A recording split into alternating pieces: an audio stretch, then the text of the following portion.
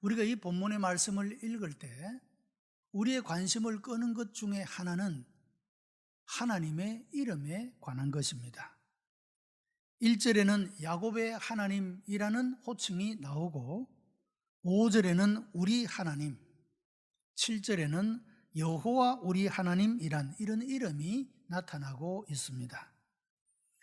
이것은 우리가 하나님을 깊이 알아가면서 우리의 신앙이 깊어지고 우리의 생활 속에서도 하나님께서 역사하심을 체험하면서 성숙해가는 그런 과정을 말씀하고 있는 것입니다.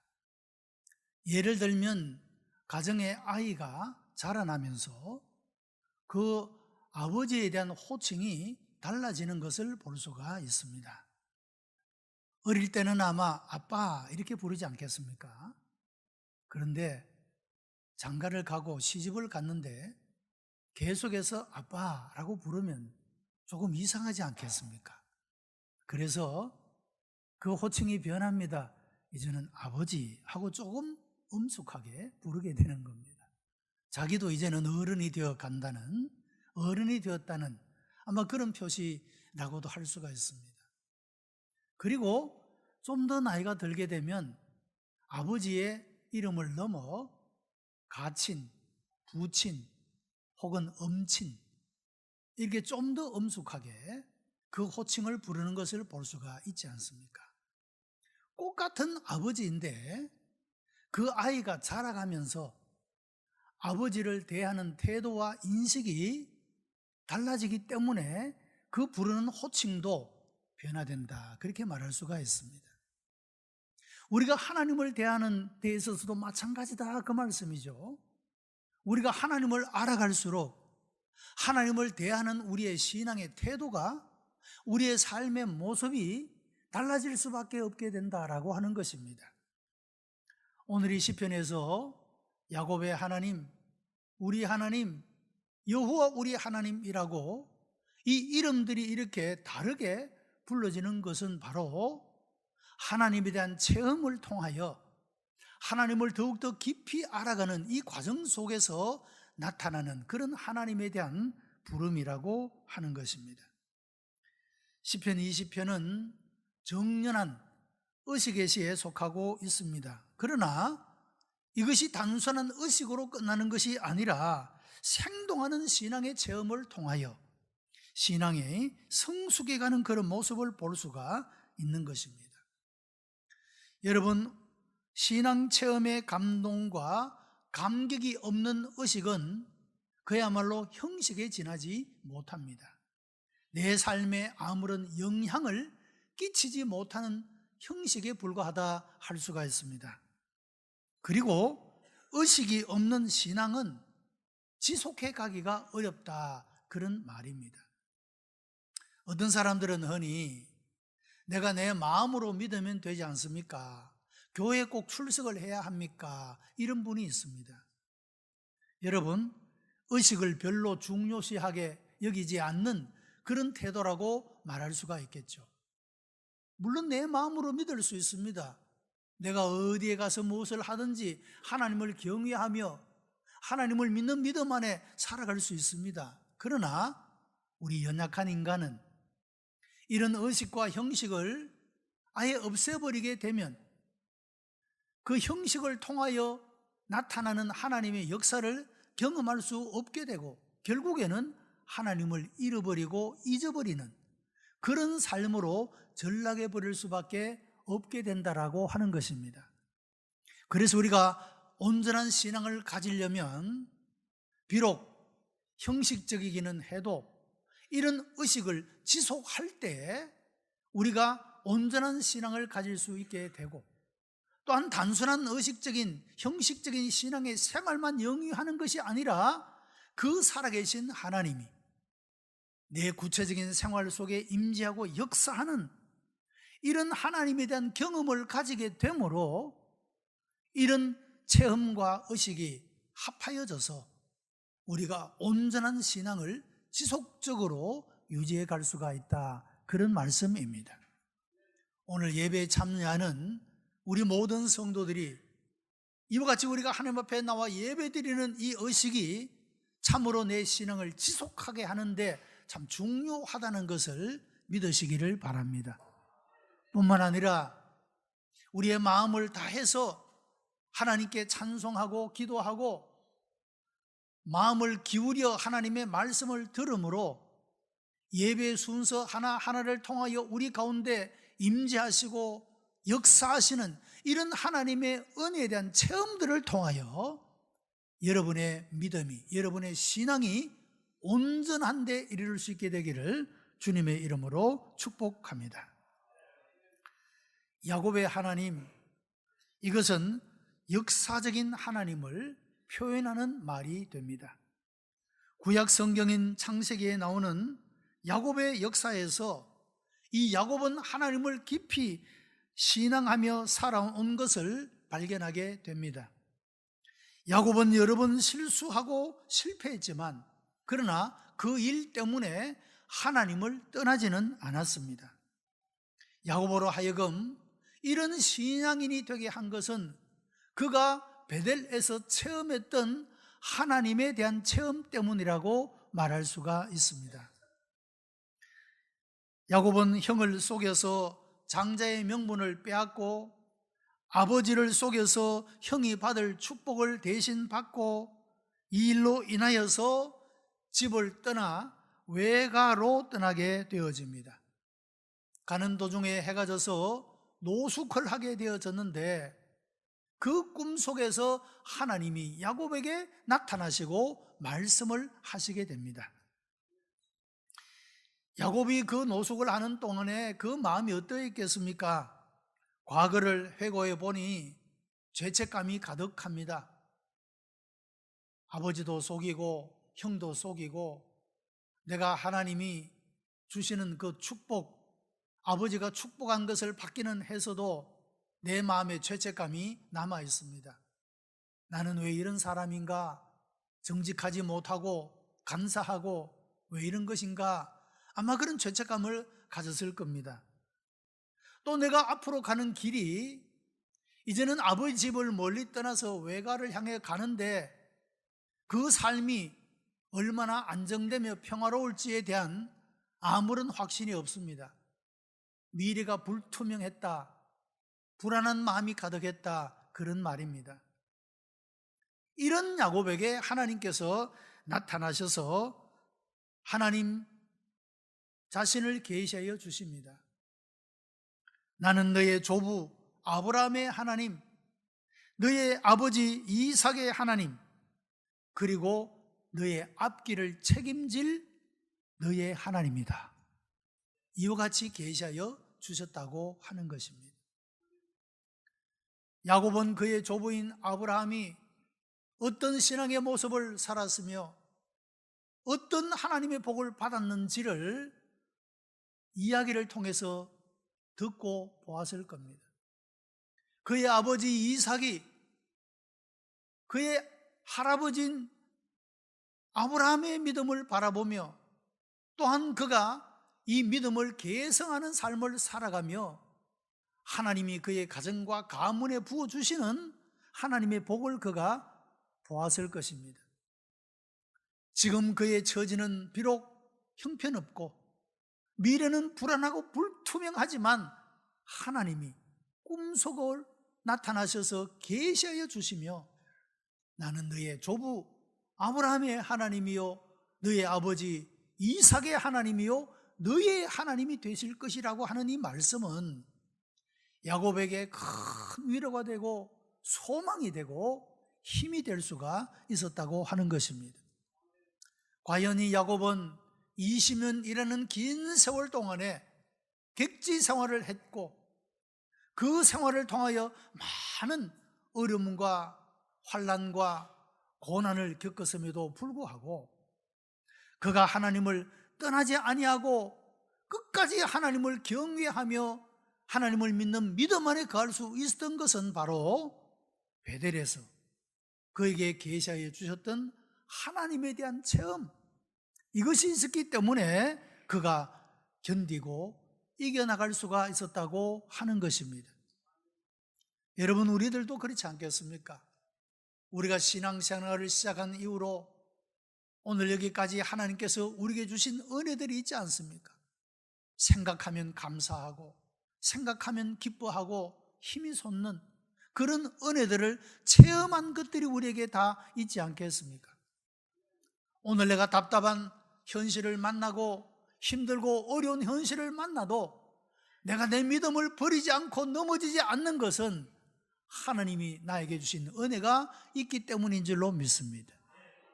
야곱의 하나님, 이것은 바로 그 역사 속에 나타난 그 하나님을 말씀하고 있다라고 하는 것입니다. 야곱의 베델은 이사야 선지자에게 있어서 성전에서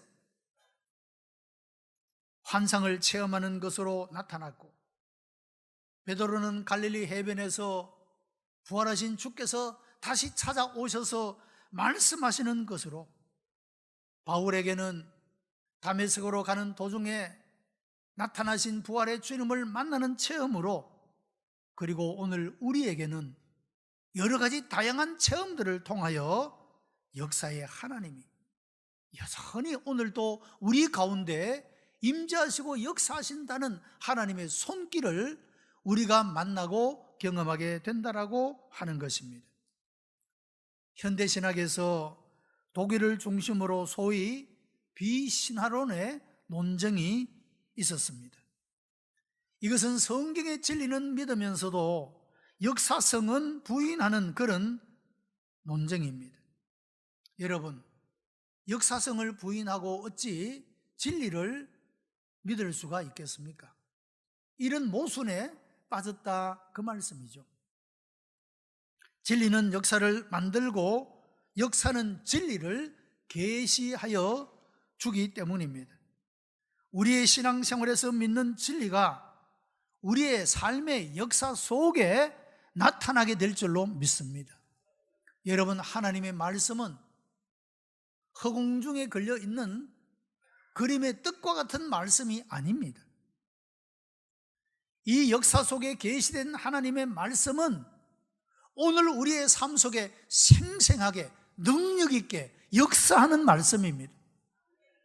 이 말씀의 언약은 우리의 삶을 통하여 나타나고 이루어지는 것입니다. 병든 자가 치험을 받는 일들은 오늘날에도 생생하게 나타나는 하나님의 언약의 말씀입니다. 연약한 자들이 강하게 되어지는, 절망 중에 있는 자가 소망을 가지게 되는, 새롭고 변화되는 삶의 모습들이 나타나는 이런 일들은 단순히 기록되어진 말씀만이 아니라 오늘 그 말씀이 살아서 우리의 삶의 역사 속에서 나타나고 체험되어지는 그런 말씀이 된다라고 하는 것입니다. 이런 놀라운 은혜가 하나님을 예배하는 우리 모든 성도들 가운데 체험되어지기를 주님의 이름으로 축복합니다. 우리 하나님, 이 말씀은 바로 우리의 생활 속에서 나타나는 하나님을 말씀하고 있는 것입니다. 파스칼은 그의 고백록인 팡세에서 아브라함의 하나님, 이삭의 하나님, 야곱의 하나님, 그리고 나의 하나님이라고 고백을 했습니다.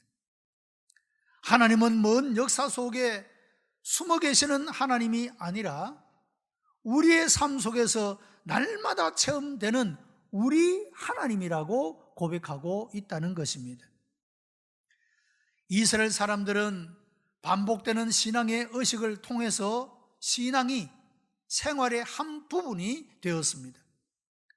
반복은 습관을 낳게 되는 것을 봅니다. 여러분, 우리가 하나님을 예배하는 이 의식이 반복되면 이것은 우리들에게 아주 경건한 습관을 만들어 준다라고 하는 것입니다. 우리가 하나님 앞에 끊임없이 기도하는 이 기도의 삶이 때때로 형식적으로 보일지라도 여러분, 반복되어지는 기도의 생활은 우리의 삶 속에 놀라운 하나님의 응답의 역사가 나타나는 실제가 되어질 수가 있다는 것입니다. 베델에서 하나님을 경험한 야곱은 여호와께서 나의 하나님이 되실 것이요 라고 고백을 했습니다. 조부 아브라함과 아버지 하나님이셨던 그 역사적인 하나님이 자신의 하나님이 되신다고 하는 것입니다. 여호수아 24장 15절에는 여호수아의 이런 고백이 나옵니다. 너희 섬길 자를 오늘날 택하라. 오직 나와 내 집은 여호와를 섬기겠노라. 그런 고백이 나옵니다. 이스라엘 백성들이 애굽에서 고통을 당하는 신음을 하나님이 들으시고 모세를 보내어 애굽에서 그들을 구원하여 주셨고 광야의 40년 동안에도 하나님께서 그들을 먹이시고 마시게 하시며 부족함이 없도록 인도해 주셨습니다. 그리고 강력한 대적들이 있는 가나안 땅을 정복하게 하시고 이제는 방랑하는 삶이 아니라 정착된 안정된 삶을 살아가게 되어집니다. 이렇게 안정되게 정착된 삶을 살아가는 이 이스라엘 백성들을 향하여 여호수아는 그 백성들에게 너희는 오늘날 섬길 자를 택하라. 애굽에서 섬기던 신이든지 오늘날 이 땅 가나안 족속들이 섬기는 신이든지 오늘날 너희가 택하라. 그러나 나와 내 집은 오직 여호와만을 섬기겠노라고 온 이스라엘 백성들 앞에서 선포하고 그들을 격려하고 있는 말씀인 것입니다.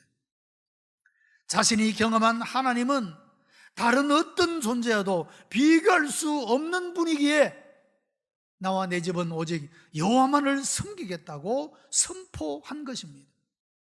생활 속에서 어떤 경우에도 하나님을 잃어버리지 않고 신앙을 견지하겠다고 하는 고백인 것입니다. 여러분, 우리들에게도 이런 신앙의 고백이 있게 되기를 축복합니다. 우리가 믿는 하나님은 그 어떤 존재와 비교할 수 없는 위대하신 분이시고 우리가 예배할 만한 가치가 있는 분이시며 우리의 삶 속에 함께 하시고 역사하시는 그런 하나님이시다라고 하는 것입니다. 기독교에 대한 오해 가운데 하나는 이 기독교라는 종교가 섬기는 이 하나님이 이스라엘의 민족신이다 이렇게 오해하는 것이 있습니다. 혹은 기독교는 서양 종교다 이렇게 말해 오기도 했습니다. 여러분, 이것은 기독교에 대한 그야말로 오해입니다. 여러분, 성경에 계시된 하나님은 분명히 이스라엘 민족을 하나님이 쓰시는 도구로 택하셨습니다. 선민이었습니다. 하나님께서 이스라엘 민족을 택하신 이유는 그 민족을 통하여 다른 모든 민족과 나라가 하나님을 알기를 원했고 하나님을 믿기를 원했기 때문입니다. 그러나 이스라엘은 그 사명을 감당하지 못했습니다. 자기들의 민족의 신으로만 끌어안고 다른 민족들에게는 하나님을 전파하지 않았습니다. 그들의 잘못입니다. 그래서 여호와 하나님은 이스라엘의 민족신이라는 오해를 낳게 되었다고 하는 겁니다. 그러나 여러분, 하나님은 모든 만물을 창조한 하나님으로 모든 민족과 모든 나라의 하나님이십니다. 모든 인종과 종족을 뛰어넘는 모든 사람을 사랑하시는 하나님이시라고 성경이 우리들에게 계시하여 주고 있다는 겁니다. 서양인들만의 하나님도 아닙니다. 동양인들의 하나님이기도 합니다. 하나님께서는 그를 믿는 모든 이들 가운데 함께 하시고 역사하고 있다라고 하는 것입니다. 우리는 우리의 삶 속에서 그 하나님을 체험하고 성경에 계시된 역사 속에 계시된 그 하나님을 나의 하나님이라고 고백하며 찬양하게 되는 것입니다. 고대 로마나 헬라인들이 다신교를 가지고 여러 신들을 숭배한 것처럼 오늘을 살아가는 현대인들도 보이지 않는 여러 신들을 섬기며 살아갑니다.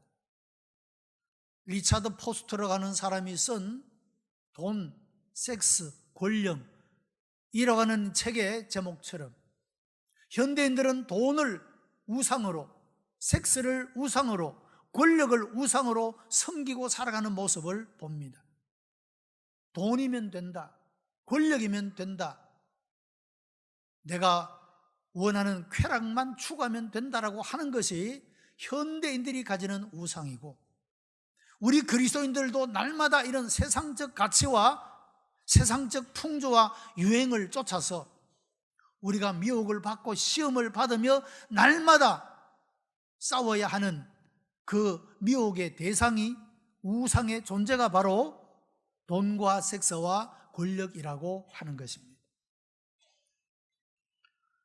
여러분, 다른 사람이 아무리 부패하고 타락해 가도 나와 내 집은 여호와만을 섬기겠노라고 고백했던 여호수아의 고백처럼 우리 모두에게도 이런 신앙의 고백이 일어나게 되기를 바랍니다. 이것은 모든 삶을 하나님 중심으로 살아가겠다고 하는 고백입니다. 멋진 교회, 우리 오천중앙교회 성도 여러분들도 이렇게 살아가게 되기를 주님의 이름으로 축복합니다. 세 번째, 여호와 우리 하나님, 이 이름은 우리의 생활 속에서 체험하는 역사적인 하나님을 말씀합니다. 출애굽기 3장에 보면 모세가 애굽에서 고통하는 민족을 구원하라는 사명을 받을 때 하나님을 향하여 당신의 이름이 무엇입니까? 라고 물었습니다. 이때 하나님은 I am that I am, 나는 스스로 있는 자이다 라고 말씀했습니다. 여호와라는 이 이름은 스스로 있는 자라고 하는 뜻입니다. 모세가 여호와를 그 이름을 부른다는 것은 부모를 통하여 들었으므로 개념으로만 아는 하나님이 아니고 오랜 의식 속에서 기념되거나 혹은 생활의 삶이 언제나 하나님을 의식하는 삶이 아니라 그 역사의 하나님을 내가 지금 만났다고 하는 고백이라고 하는 것입니다. 마태복음 28장 20절에는 볼지어다 내가 세상 끝날까지 너희와 항상 함께 있으리라고 말씀했습니다. 여러분, 우리가 믿는 하나님은 역사 속에 기념되어지는 하나님이 아닙니다. 책 속에 숨겨진 하나님이 아니라 세상이 끝나는 그날까지 항상 우리와 함께 계시는 하나님이라고 증거하고 있습니다. 우리가 어디에서 무엇을 하든지 하나님은 우리와 항상 함께 하신다는 것입니다. 그러므로 우리는 그 하나님이 우리의 삶 가운데 임재하시고 개입하시고 역사하시는 이런 하나님의 역사를 생생하게 우리의 구체적인 생활 속에서 체험할 수 있다는 것입니다. 병든 자가 있으면 기도하시기 바랍니다. 병든 자를 위한 기도는 병에서 고침을 받게 한다고 말씀합니다. 묵은 짐진 자들이 주님께 나와 기도하면 주께서 그 묵은 짐들을 벗겨주신다고 말씀하고 있습니다. 답답하고 어려운, 불안한 이런 우리의 마음들을 기도하는 자의 그 마음을 하나님은 시원케 하신다고 말씀하고 있습니다. 여러분, 우리가 오늘도 말씀을 듣습니다. 우리의 머릿속에 하나님은 우리의 기도를 들어 응답하시는 분이시구나 하는 개념을 갖습니다. 중요한 것은 여호와 우리 하나님으로 여러분이 만나야 된다는 겁니다. 여러분의 구체적인 생활 속에서 여러분이 드리는 기도가 응답되어지므로 하나님이 지금 살아계셔서 나를 사랑하시고 내 기도를 들어 응답해 주셨구나 하는 생생한 여호와 하나님에 대한 체험이 우리에게 있어야 된다는 겁니다. 하나님은 세상이 끝나는 그날까지 항상 우리와 함께 하시는 하나님이십니다. 여러분, 이런 하나님을 여러분 모두가 다 체험하고, 우리가 믿는 신앙이라는 것이 아무런 가치가 없는 것이 아니라 정말로 세상의 그 어떤 것과 비교할 수 없는 가치가 있는 것임을 확신하고, 우리가 찬양을 부를 때 그저 부르는 것이 아니라 정말로 이런 하나님이 우리 가운데 함께 하시고 역사하시는 그 은혜를 우리가 감격하면서 감동하면서 하나님 앞에 찬양과 감사를 올려드릴 수 있게 되기를 바랍니다. 집을 건축할 때 기초를 만들고 골격을 세우고 내부를 단장합니다. 야곱의 하나님은 기초를 세우는 것과 같습니다. 우리 하나님은 골격을 세우는 것입니다. 여호와 우리 하나님은 날마다 순간마다 부딪히고 경험하는 내부 단장과 같은 것입니다. 우리는 잘 단장된 그 공간 안에서 날마다 쓸고 닦고 부지런히 부딪히면서 우리의 삶 속에서 그 혜택을 누리며 살아가는 것처럼 말입니다. 여호와 우리 하나님, 이 하나님을 나의 하나님으로 고백하고 날마다 우리의 삶 속에서 생생하게 임재하시고 간섭하시고 역사하시는 하나님의 능력과 은혜를 만나는, 그래서 우리의 믿음이 죽은 믿음이 아니라 개념 속에만 머물러 있는 믿음이 아니라 생생하게 생기 있게 생동하는 이런 믿음으로 역사하는, 체험하는 우리 복된 성도가 다 되시기를 주님의 이름으로 축복합니다. 기도하십시다. 은혜가 풍성한 하나님, 감사와 찬송과 영광을 하나님 앞에 올려드립니다. 오늘 예배하는 우리 모든 성도들 가운데 주님이 임재하시고 역사하여 주심으로 살아계신 하나님을 체험하고 확신 속에서 기쁨과 즐거움과 감사함으로 오직 주의 뜻을 기뻐하며 행할 수 있는 하나님의 백성이 다 되게 역사해 주시옵소서. 구주 예수 그리스도의 이름으로 기도드리옵나이다. 아멘.